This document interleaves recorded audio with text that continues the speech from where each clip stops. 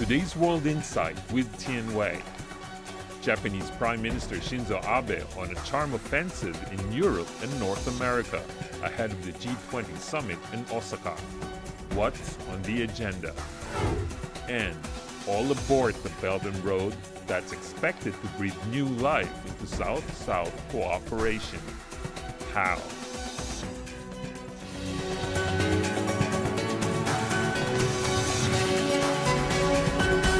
Hello and welcome to World Insight with me, Tian Wei. The program is coming to you live on CGTN. We begin today's show with Japanese Prime Minister Shinzo Abe, who started his 8-day trip covering France, Italy, Belgium, Slovakia, the US, and Canada. Mr. Abe said the trip would secure cooperation for the upcoming G20 summit in Osaka. The Japanese Prime Minister is expected to discuss a range of issues with his counterparts during the trip, including the global economy and international rules on how to utilize big data.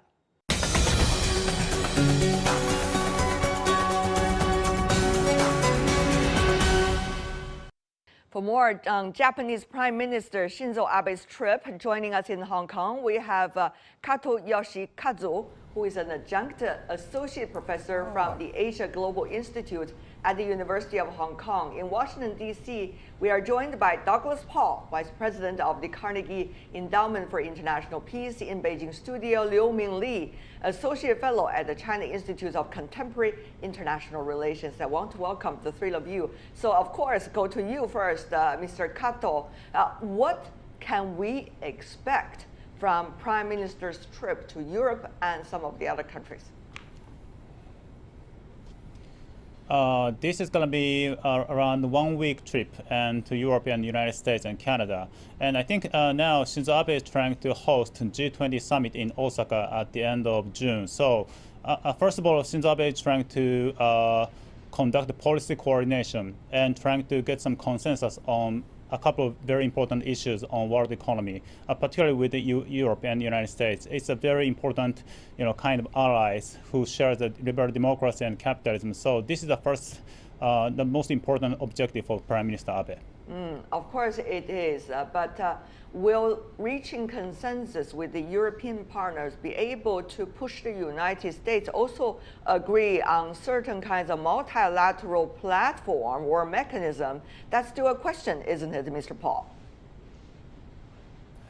Well, it is. I think the administration is still very much focused on bilateral deals, but not so often discussed is the administration's desire to see reform of the World Trade Organization. And there, the U.S. Trade Representative Bob Lighthizer has been talking to his counterparts in Japan and Europe. And I think that will be one of the important items on the agenda for the G20 meeting in late June. Certainly, it will be very important for G20. Now, Mr. Liu, in Beijing, China also a very important contributor to the international multilateral mechanisms such as WTO. Now, reform can be very controversial. According to very different economies, they have what they consider as the best way to do it. Now, Mr. Liu, what do you make of Prime Minister Abe's visit to these countries, obviously to seek consensus? Yes, the reform of WTO is a hot topic, but it is very complicated because every country proposes their own ambitions or suggestions to the reform, but there are two divergent opinions. How to make consensus is a very serious challenge for Japan because this country will hold the G20 summit in June. I think this one of the meetings of Japanese Prime Minister this visit to the Europe and United States, where you can find these four of the biggest economies of the G20. So it's a very important trip, I think. Certainly, it's an important trip, but Mr. Kato, if you think about Japan's role over the past few years, particularly when the Trump administration coming into power, you see Japan tries to play a much more instrumental role on building and maintaining multilateral platforms, whether it is CPTPP, whether it's negotiation with China as well, together with others on RCEP, or so-called reform of the WTO, certainly with the rotating presidency of G20 this year. Prime Minister Abe has been playing quite multilateral role here, but the question really is, will Japan be able to make it, given the fact that Washington is still providing so-called a security guarantee for Japan.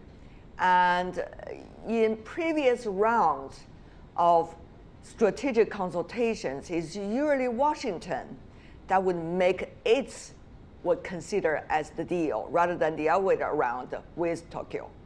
Now, U.S.-Japan alliance is facing to somehow critical point. But I think security alliance between U.S. and Japan has been here, and I think still playing a very important role. And now, as you mentioned, now Shinzo Abe is trying to implement a kind of proactive and comprehensive diplomacy. Of course, TPP-11 is one of them. And now looking at RCEP, it's a kind of 10 plus 6 in Asia Pacific. And actually looking at Europe, now last year Japan and European Union signed the economic partnership agreement, and this is actually have been done after the more than 5 years negotiation. So now Shinzo Abe is trying to implement some kind of leadership beyond the region. So I think this is very good for ensure the security and prosperity in the Asia Pacific region. And I think, of course, we hope the United States could be playing more, positive and constructive role in this region. But now it's a kind of chance for Prime Minister Abe to achieve a kind of political assets and diplomatic achievements at this moment. There's always a very interesting situation, shall we say, between Tokyo and Washington. Tokyo, Mr. Paul, always aspire to play a bigger role in the region and beyond, but Washington, of course, have its own concerns and the framework with which it hopes Tokyo could function. Now, this is an administration that's functioning apparently very different from the previous one. So that kind of a situation, will the nature of it change, Mr. Paul? Well, I think the change that's really, the Trump administration is very different from previous administrations in its conduct of diplomacy, although the main policy currents are not that different from previous administrations. Where we see something quite new is the activism of Shinzo Abe as prime minister. This is not new. He's been doing it since he took office a few years ago. But we are not used to having Japanese take the initiative, Japanese get on their planes and fly around the capitals to embark on infrastructure and other kinds of international programs to really reinvigorate Japan's diplomacy. And of course, this is not just for Abe himself. He's got to host the World Olympics, the Summer Olympics in 2020. And he's got outstanding territorial issues with Russia and China that he'd like to chip away at, although resolution is not easy to accomplish. He's been trying to reduce tensions with China, and China has, for its part, cooperated in doing so that high-level meetings can take place this year between the two sides. So it's a comprehensive reinvigoration of Japanese diplomacy, and the U.S. has no problem with that.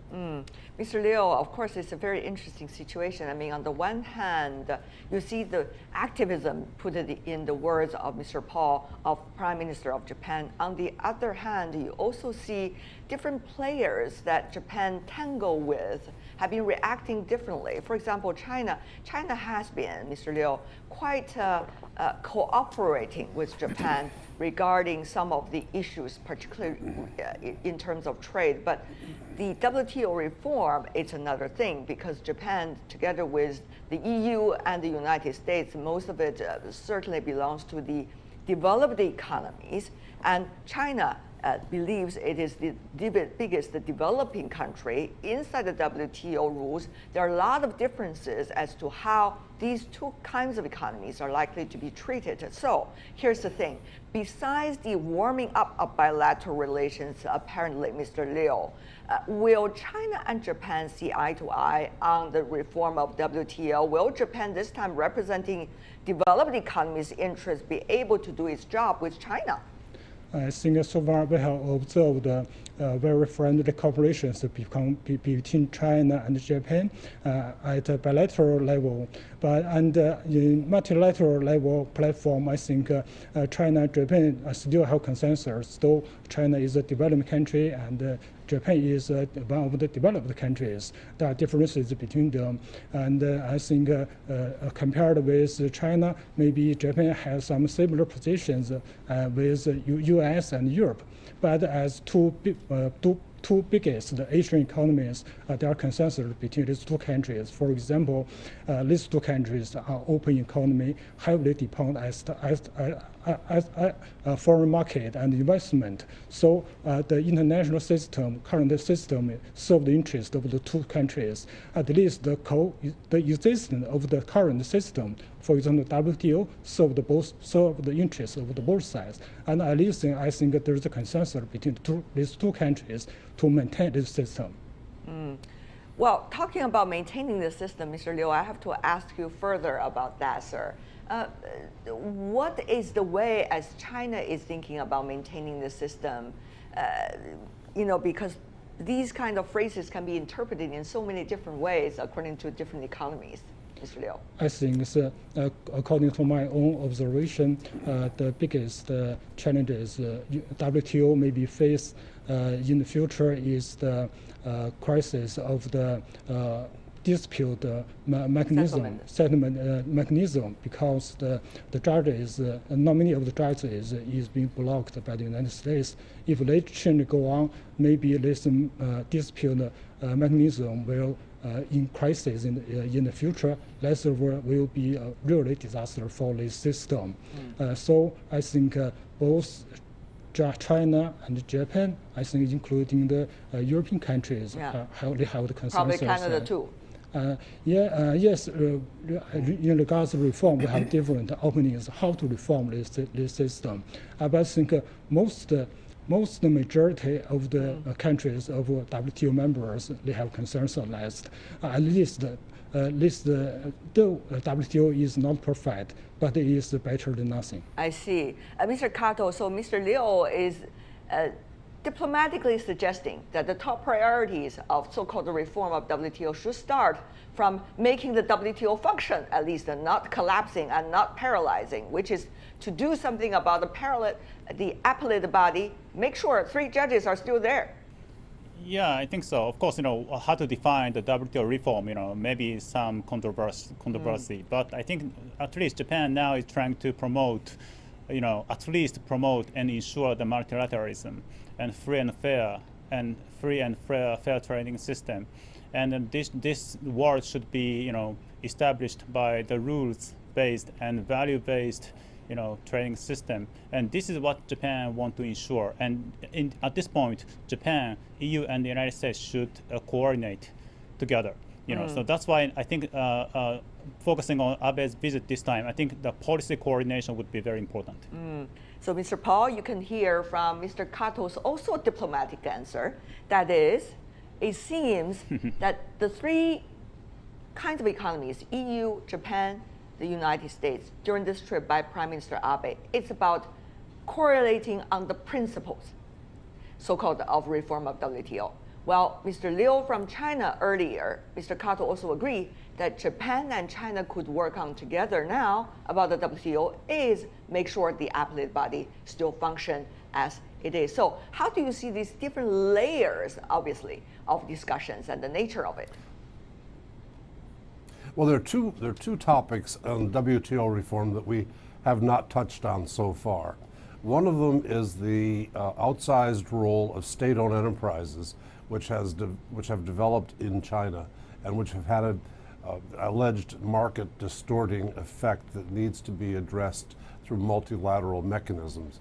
These were not on the agenda previously because the world had not seen state enterprises of the size that China has now built. And so that's a very important topic for the other markets. A third issue area that has not yet been discussed is e-commerce. You know, when WTO was formed, the internet world of business was not yet up and running, but now it constitutes a vast amount of international commerce, and they need to find ways to establish rules. As we see, Europe has brought in the GDPR, these new rules on privacy. China has its own firewalls. Japan and the US are pretty open, but we are under pressures to do more to protect our users, to protect people from being hacked, and to facilitate flows of data. And those things need to be addressed as well. These are not easy. These will be difficult to address over a long term. But Mr. Liu, those issues are important, but does China consider it as the most important one in terms of the trade rules and the future of WTO and China's expectation and observation of the future trip made by the Prime Minister of Japan to European countries, Canada and the United States? I think China is one of the most important partners within the WTO framework. If we take a broader view, we can find that there are other players are also very important. For example, United States and Europe. As a scholar on European studies, we can find that there are still differences between Europe and the United States. Even within the G7 framework, there are a lot of differences between Japan, Europe and the United States. It is even difficult for these developed countries to make consensus. When we add China and maybe India, other developing countries together, so the reform is really complicated. So that's why the trip, I mean, Mr. Kato, we are talking about, maybe Prime Minister does enjoy the fanfare of having a shuttling diplomacy as he has been capable of doing, but the result of it, will it really match his beautiful expectations? That is the question. Yeah, that's a question. But I think at this moment for Prime Minister Abe, you know, if he can reach a certain terms of consensus on world economy and some geopolitical issues such like Iran or North Korea, and actually he can establish some more personalized and friendship and trust among these leadership. I think that could be okay for Prime Minister Abe. And actually another thing is preparing for G20. And actually strengthen the consensus and agreement among the G7, including France and Italy, and that could be okay for Shinzo Abe. So this is what Shinzo Abe is trying to do at this moment. On the other hand, Mr. Paul, whether it is Japan, whether it is Italy, and whether it is some of the other European economies, even though not necessarily part of the EU, for example, Switzerland and some of the others, have all been working with China, whether it's MOU or other kinds of ways to work on infrastructure, even though the US, Washington now, has very different opinions about the BRI. So you see so many different kinds of cooperation going on among the other players, despite of the fact that there is strategic common ground between Japan and, let's just say, United States. But it seems that there are so many different ways the other economies are working now, except Washington, Mr. Paul. Well, that's an issue, and I've taken many opportunities to complain about where my government has been going. I think we're missing chances to work together.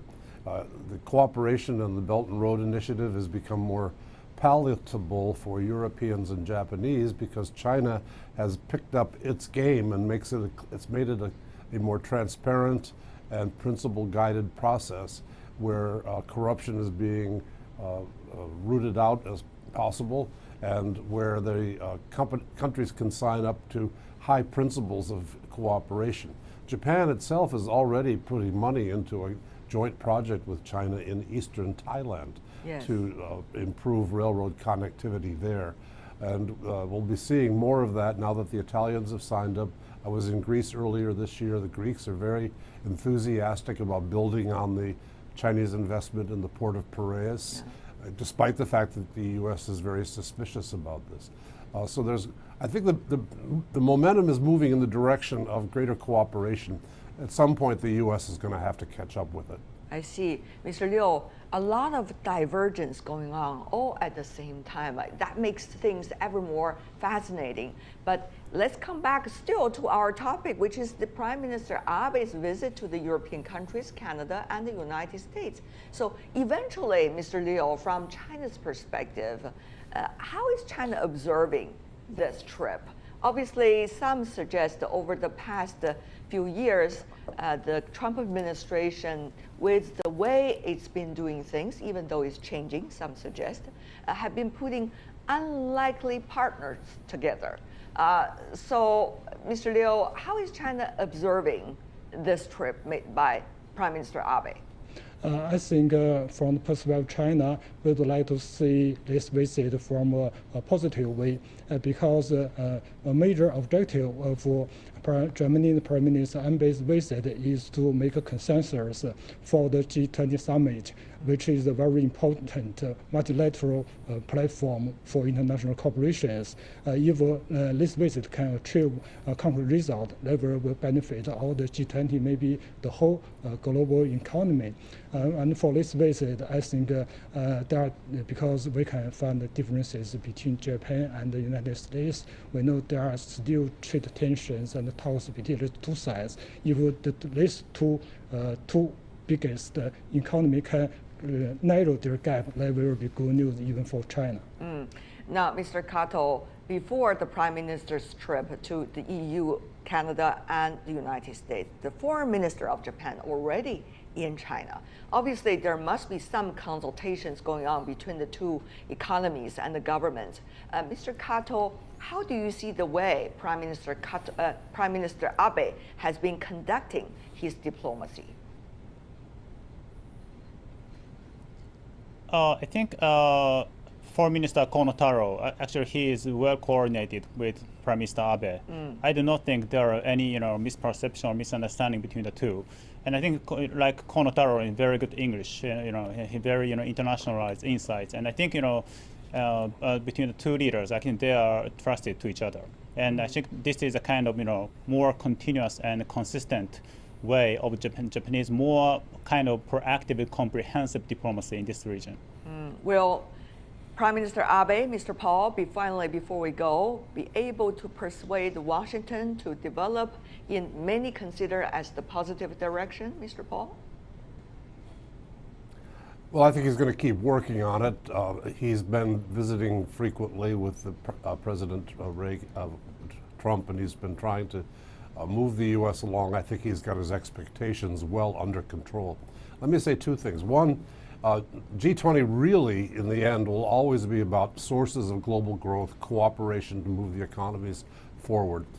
There we start off with good news. China's first quarter has produced positive economic statistics against worries that that might not be the case. And so they're going in with a fairly good atmosphere for global growth to be sustained by China, which accounts for about 40% of growth these days. The second thing is that always G20 meetings are hijacked by last-minute news. Something happens and everybody's heads turn to this new subject. I think in this case it's likely to be the U.S.-China trade agreement. It's moving forward very slowly. It probably will not be ready before the G20 meeting, but I think by the G20 meeting we may have the unusual sight of Xi Jinping and Donald Trump signing a trade agreement in Osaka. Well, we'll see. Mr. Liu, that's exactly the final question I want to ask you about. With all of these trips going on, we have in the back of our mind the U.S.-China trade negotiations certainly have a big impact on global partnerships and multilateral mechanisms in the future. Mr. Liu, your final thought. Yes, I think the trade talks between China and the U.S. is very influential, and other international partners are observing these talks. We hope this talk can produce a positive result, and it will also be a good news for the future for the G20 summits in June. All right. For now, I want to thank the three of you helping us to understand all the fast and the latest development.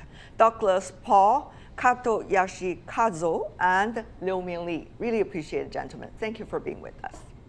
And you're watching World Insight with me, Tian Wei. Still to come on our program. All aboard the Belt and Road, that's expected to breathe new life into South-South cooperation. But the question is how? Some answers right after this break. You're watching World Insight with me, Tian Wei. The program is coming to you on CGTN. In the past years of the Belt and Road Initiative, dozens of countries, companies, and international organizations have already signed up. As a result, the cooperation network has expanded rapidly, with each party on board the vision of a shared future. And that also steps up South-South cooperation.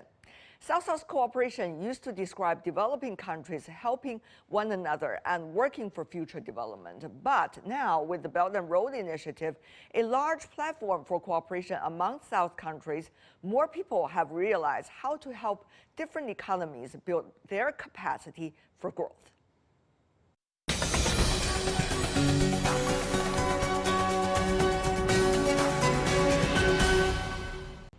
And for more on South-South cooperation and the potential of Belt and Road Initiative, in our studio we have Sanusha Naidu, who is a senior fellow from the Institute for Global Dialogue based at the University of South Africa in Pretoria.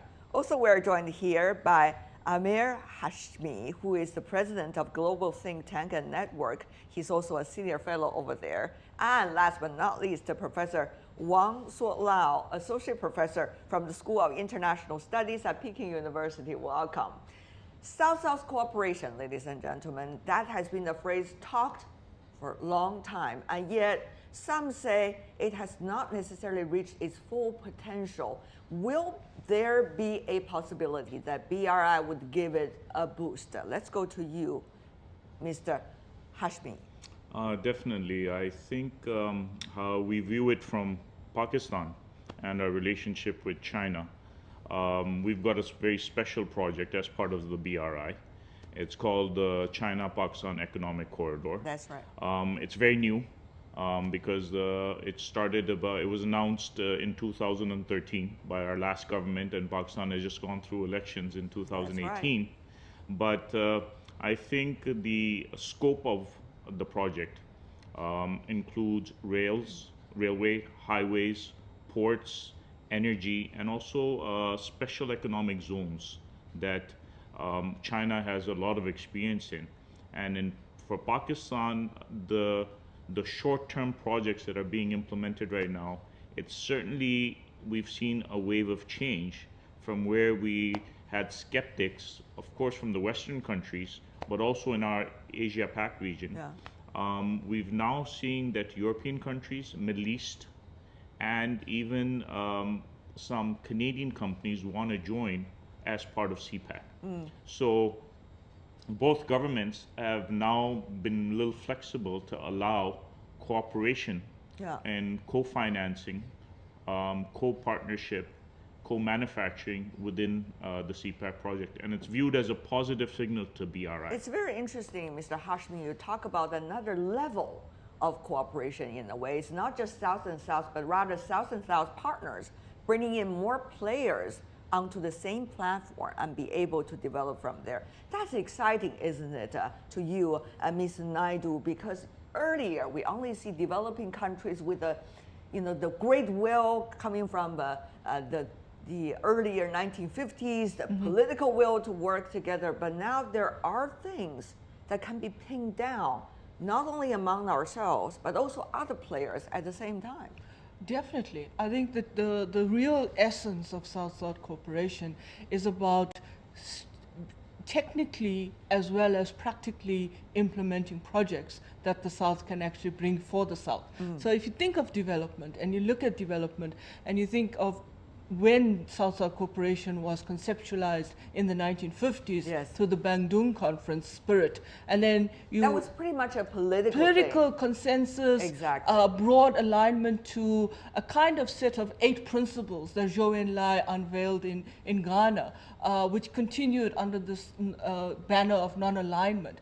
I think today what we're seeing is an expression of that non-alignment, to a large extent trying to understand how the South can actually provide development by the South, for the South, of the South. And I think that's a key dimension of what countries like China and other countries who are playing critical roles. For example, in Africa. In Africa as well. So the other important challenge, I think, is to develop the consensus around the implementation of not just development cooperation, but understanding that the world in the 21st century is really about trade, finance, investment. And how do you bring those dynamics to a practical implementation around financial stability, economic development, prosperity, inclusive prosperity, growth, and so forth. Right. What's interesting, I think, is the fact that this is also the 40th anniversary of the second dimension of South-South cooperation, which is the Buenos Aires Plan of Action, which was BAPA, which happened in March of this year. And that in itself is another expression of a different spirit around the technical cooperation. What's going to be really important is countries coming together, as my colleague had mentioned, with regard to not just investment, not just about cooperation, but trade and allowing different actors to provide equity. Right. We talk about Asia, for example, South Asia. Also in Africa, a lot of emerging and developing countries at the same time. I know, Professor Wang, your expertise is really about West Asia, particularly in the Middle East. There are certainly also a lot of initiative over there, but one has to mention the political instability of the region did hinder from time to time the real South-South cooperation. To start with, on the real term. So what do you think about the potential over there, Professor Wang? Okay, first I want to add something. Of course, South-South cooperation is has a long history, but now South-South cooperation in a globalization era. So it must have been some new contents. Take the example of Middle East. Many South country in the past they are poor country. They have a rich natural resources. For instance, some Gulf countries.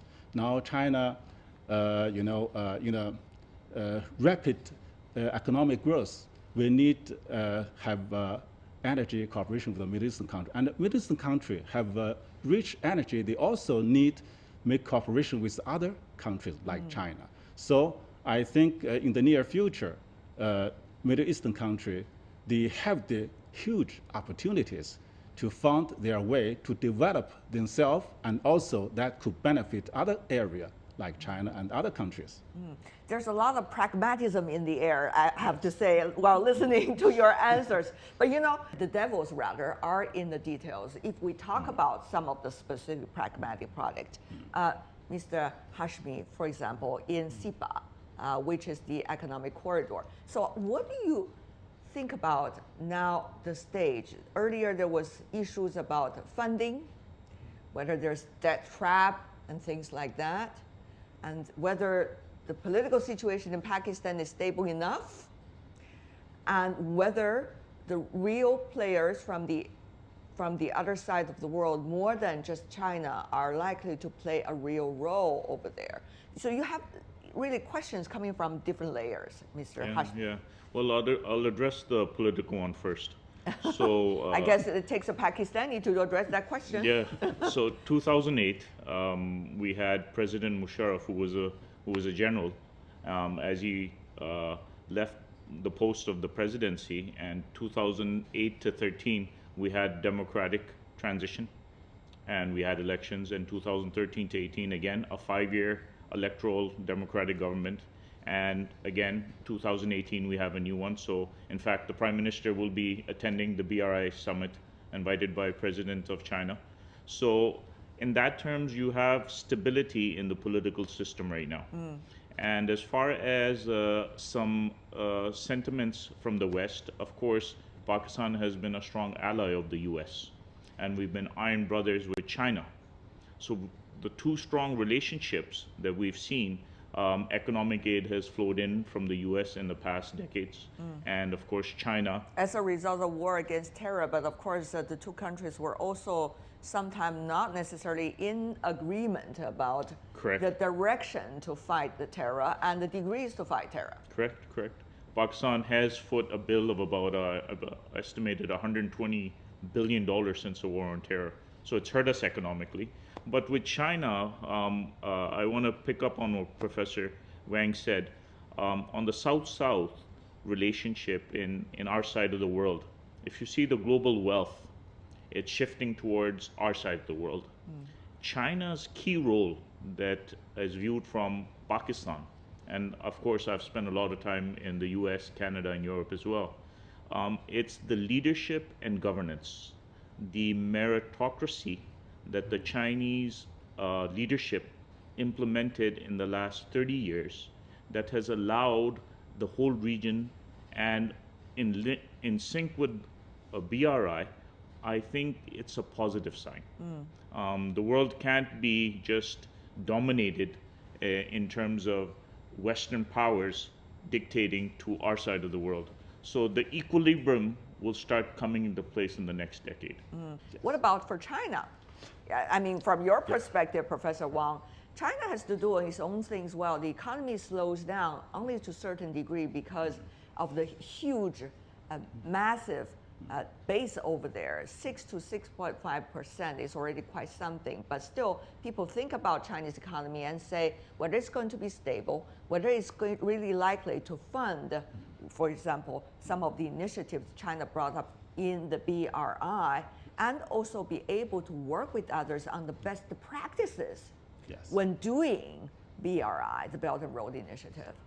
You see, since recent years, take the example of the Middle East, China already hold China Arab Cooperation Forum and China Africa Cooperation Forum, and China inaugurated many projects with the Middle Eastern countries and invest a lot of money there.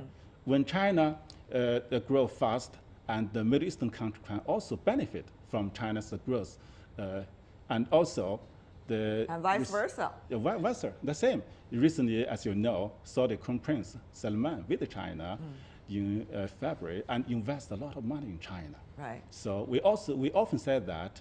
So the BRI is a beneficial project, benefit both sides, not only China.